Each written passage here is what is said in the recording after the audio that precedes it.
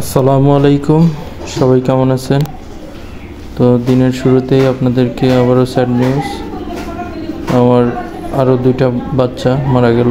একটা দুর্বল ছিল আর একটা হয়তো বা চাপে মারা গেছে, কারণ বোর্ডিংয়ের জায়গাটা আসলে চাপাচাপি করে দিয়েছিলাম যে শীতের কারণে। তো বোর্ডিংয়ের জায়গাটা আসলে চাপাচাপি, 300 বাচ্চা দেখুন।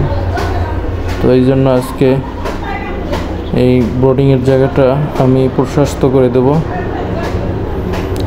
আর পেপার আর যে চটের সালা আছে এগুলো তুলিয়ে দেব শুধু তুষের উপর, আর জায়গাটা একটু বড় করে দেব।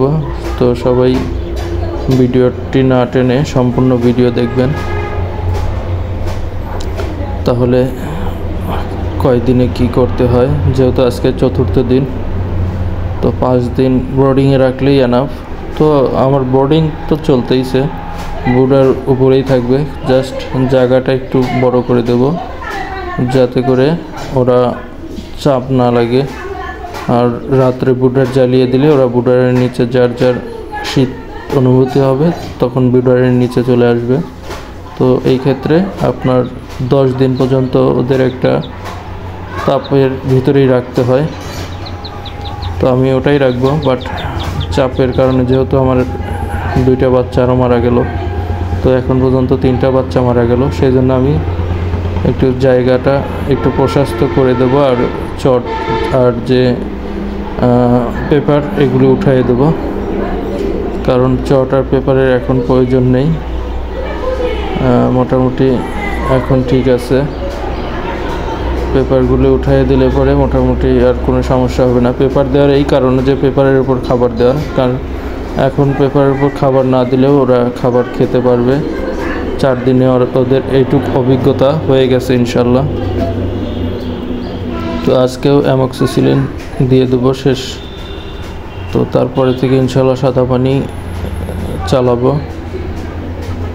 তো মুরগি আলহামদুলিল্লাহ মোটামুটি সবগুলো এখনও সুস্থ আছে, 2-1টার পিছনে মলাধার একটু একটা আছে।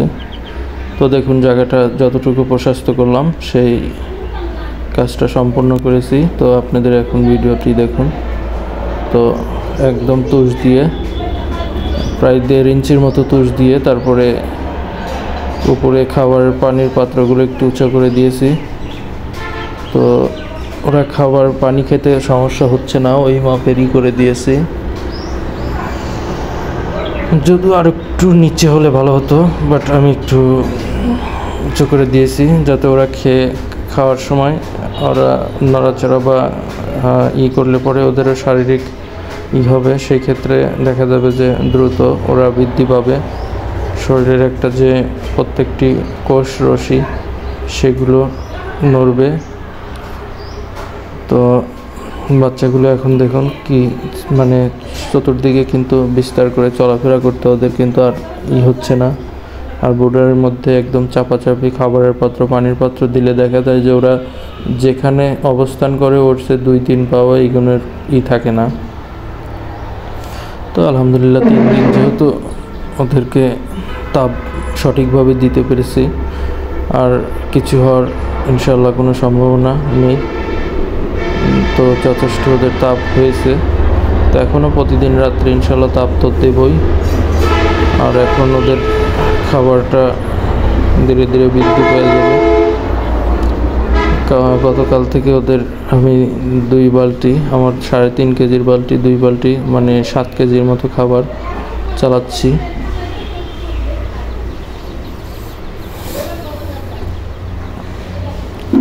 তো আমি ইচ্ছা পোষণ করেছি ভুট্টা ফার্মেন্টেশনটা 12 দিন থেকে চালিয়ে যাব, কারণ 12 দিন থেকে ওদের হয়তো খাবারের চাহিদা একটু বেড়ে যাবে, তখন আমি ভুট্টা ফার্মেন্টেশনটা ওদের খাওয়ানো শুরু করব ইনশাল্লাহ।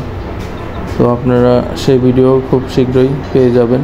আজকে 4 দিন, আর হয়তো 7-8 দিন পরেই ইনশাল্লাহ আমি ওদেরকে ভুট্টা ফার্মেন্টেশনটা চালানো শুরু করব। নিয়ত আছে 12 দিন, তার আগেও শুরু করতে পারি। তো আমার নিয়মিত ভিডিও দেখলে আপনারা পেয়ে যাবেন।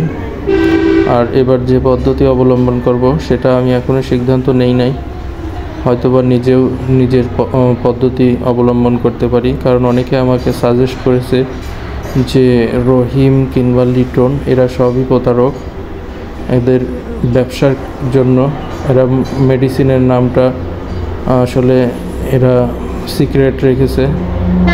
তো এরা যদি আসলে মানুষের মঙ্গলিক চায় তো অবশ্যই তারা কিন্তু মেডিসিনের নামটা প্রকাশ্যে বলে দেওয়া উচিত, কিন্তু তা না করে তারা কিন্তু সিক্রেট রেখেছে। তো এই ক্ষেত্রে আসলে মেডিসিন কিছু না। অনেকে আমাকে বলে আর কি যে আব্দুর রহিম এটা আপনার লাইম স্টোন ওইটা গুঁড়ো করে যেটা 15 টাকা কেজি, সেটা জনগণের মাঝে 750 টাকা কেজি করে বিক্রি করতেছে লাইম স্টোন। এটা কোনো মেডিসিন না। তো এটা মুরগির খাবার ইউজ হয়, বাট এত পরিমাণ না।